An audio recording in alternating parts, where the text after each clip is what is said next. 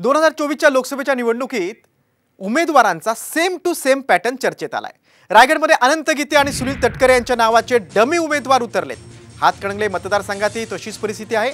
राजकारणातला या same to same pattern नेमका काय आहे आणि या पॅटर्नमुळे कुणाला फटका बसणार आहे, पाहूयात या खास रिपोर्टमधून।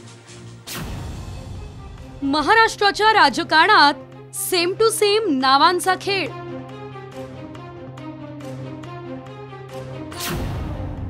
पुन्हा एकदा 2014चा सेम टू सेम पॅटर्न चर्चेत।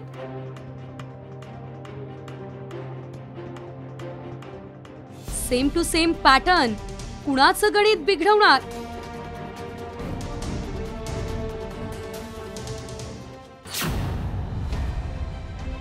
आता तुम्ही म्हणाल, नेमकं यांना सांगायचंय तरी काय?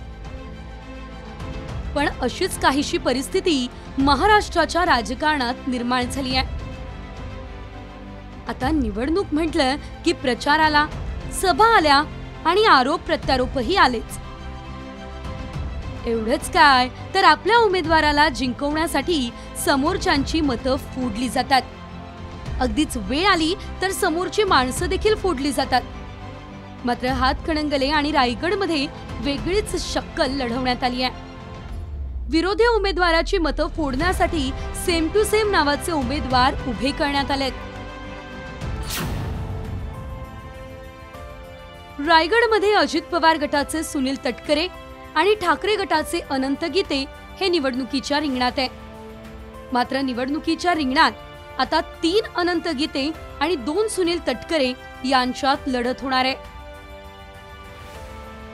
ठाकरे गटाच्या अनंत गीतेंविरोधात अनंत पद्मा गीते आणि अनंत बाळूजी गीते असं नाम साधर्म्य असलेले 2 उमेदवार आहेत। तर अजित पवार गटाच्या सुनील दत्तात्रय तटकरे यांच्या विरोधात सुनील तटकरी या नावाचे उमेदवार उभे राहिलेत।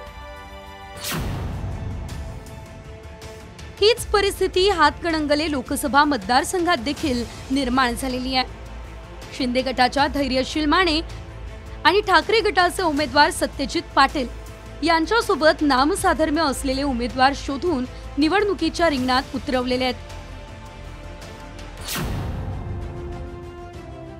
2019च्या निवडणुकीत देखील राजू शेट्टींना अशाच डमी उमेदवाराचा फटका बसलेला। बहुजन महापार्टीने राजू शेट्टी नाव असलेल्या उमेदवाराला निवडणुकीत उतरवलं होतं। डमी राजू शेट्टीने स्वाभिमानीच्या राजू शेट्टींची तब्बल 8000 मतं खाल्ली होती। आता पुन्हा एकदा राजू शेट्टी हातकणंगले लोकसभेच्या रिंगणात उतरलेत।